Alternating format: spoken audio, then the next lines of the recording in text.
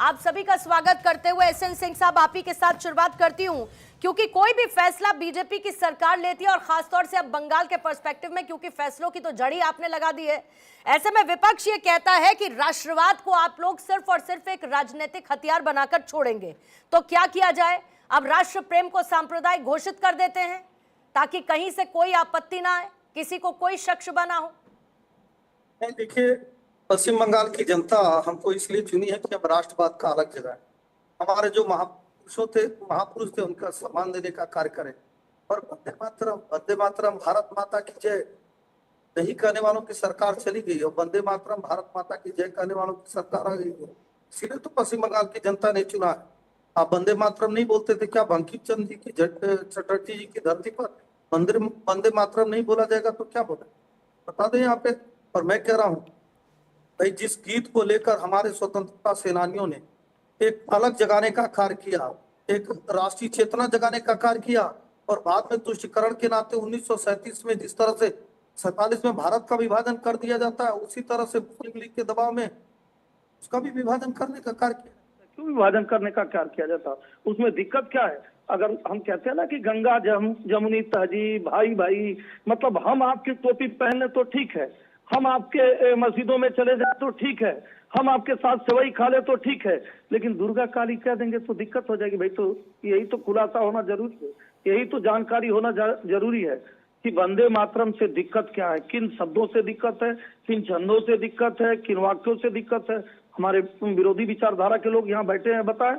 और मैं कहूंगा पूर्णिमा जी, आज भारत की जनता, इसीलिए भारतीय जनता पार्टी राष्ट्रवादी की सरकार बना रही है, क्योंकि राष्ट्र का अलग जगाने के लिए, सबको एक करने के लिए वंदे मातरम जरूरी है। इसलिए आप देखे होंगे कि वंदे मातरम के 150 वर्ष पूरे होने पर संपूर्ण भारत में लोगों ने वंदे मातरम का गीत गाया।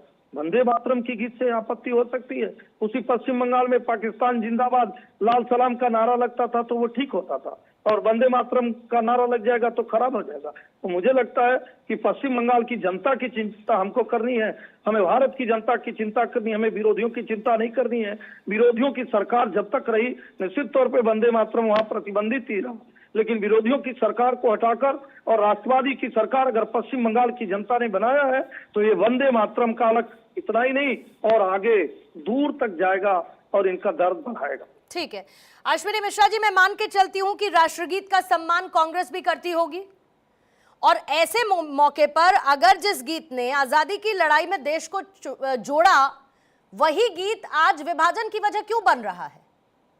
पूर्णिमा जी नमस्कार। आपको आपके पैनलिस्ट और दर्शकों सभी को नमस्कार।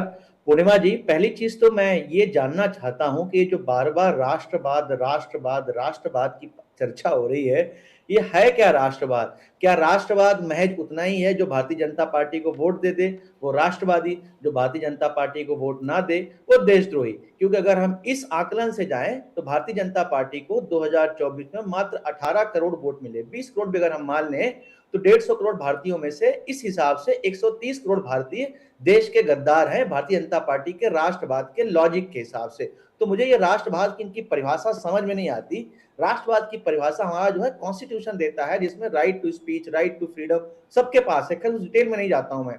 आपने वंदे मातरम की बात की। वंदे मातरम 1896 में सबसे पहली बार कहां गाया गया था एसएन सिंह जी? कांग्रेस के अधिवेशन में। किसने गाया था? रविंद्रनाथ टैगोर ने। रविन्द्रनाथ टैगोर कौन? जिन्होंने जनगण मन अधिनायक लिखा, हमारा राष्ट्रगान लिखा। और उन्हीं रविन्द्रनाथ टैगोर ने चिट्ठी लिख करके, नेताजी सुभाष चंद्र बोस ने चिट्ठी लिख करके कहा था कि अगर हम किसी भी राष्ट्रगीत को या राष्ट्रगान को देवी भाव से पूजेंगे, if we treat our national anthem और national song as deity, it will not be justifies for a nation which is secular in nature। तो आप मुझे ये बता दीजिए कि रविन्द्रनाथ टैगोर गलत थे? रविन्द्रनाथ टैगोर ने गलत कहा और बार बार आप बोलते हैं विभाजन कर दिया वंदे मातरम का। अरे साहब, आपके यहाँ तो वंदे मातरम बैन था, आप तो अंग्रेजों के साथ मिलकर के आपके यहाँ वंदे मातरम बैन था, क्योंकि वंदे मातरम से अंग्रेजों को नफरत थी। जो वंदे मातरम गाता था अंग्रेज उसको लाठियां बरसाते थे, आरएसएस वाले अंग्रेजों की मुखबिरी करते थे, तो आपके यहाँ तो वंदे मातरम हमेशा से बैन था। आप वंदे मातरम के रखवाले कब से बन गए? रही बात वंदे मातरम की, विभाजन की, वंदे मातरम गाने की, वंदे मातरम तो हमेशा से हमारा देश का गीत रहा है। हमारे देश में पूर्णिमा जी, अगर मैं आपको पूर्णिमा बुलाऊं या पूर्णिमा मिश्रा बुलाऊं, दोनों में क्या अंतर है?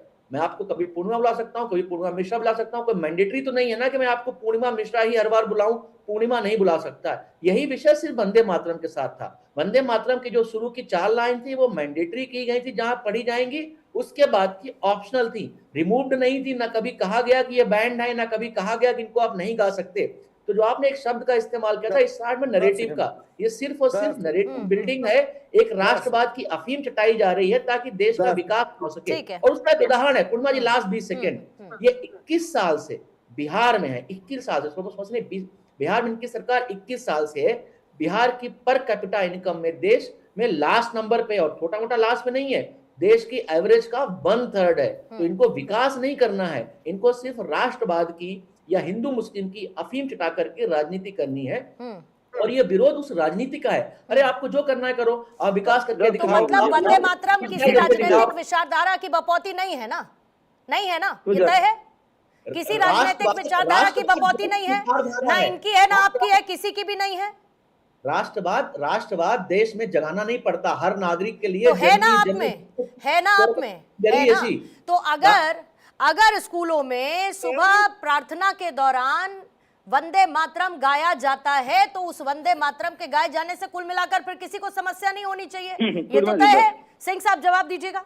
पूर्णिमा जी 10 सेकंड, बड़ी अच्छी बात हमारे मित्र ने कहा, और मैं कहता हूं, मैं कोट करके कहता हूं, अगर इसको खारिज कर देंगे मैं विनम्रता से हाथ जोड़ के डिबेट छोड़कर चला जाऊंगा।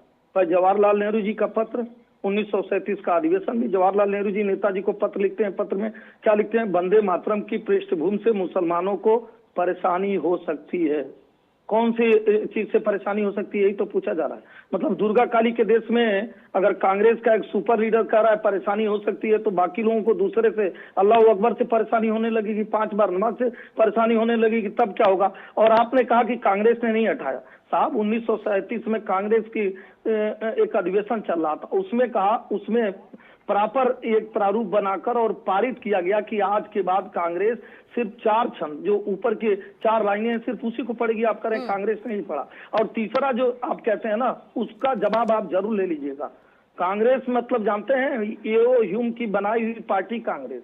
कांग्रेस मतलब जो अंग्रेज थे ना, वो भारत के हित में कोई कार्य नहीं किए। ऐसे कांग्रेस को गढ़े जो देश के विभाजन को जन्म दिया, ऐसे कांग्रेस को गढ़े जो भारत में विभाजन को जन्म दिया, जो हर तरफ से बंटवारे का कार्य किया, जो आज भी एक बिल लेकर आती है, कम्युनल बिल, जो एक धर्म के लिए, आज भी एक की खुलेबंदी, एक की नसबंदी की बात करती है, एक की धार्मिक स्वतंत्रता देती है, दूसरे के धार्मिक यात्रा पे प्रतिबंध लगाती है, एक के धर्म के बारे में कुछ भी नहीं कहती है, दूसरे को कहती है भगवान श्री राम तो होते ही नहीं है। अरे भाई आप कौन तय करने वाले होते ही नहीं, आप दूसरे की भी बताइए कि होते नहीं। इसलिए कहा जाता है राष्ट्रवाद उसको कहते हैं कि जो राष्ट्र के प्रति चिंतित रहे, जो राष्ट्र के लिए सोचे। लेकिन परिवारवाद उसको कहते हैं कि जो सिर्फ परिवार के लिए सोचे कि नहीं, जो कुछ परिवारवाद पर बहस आगे कभी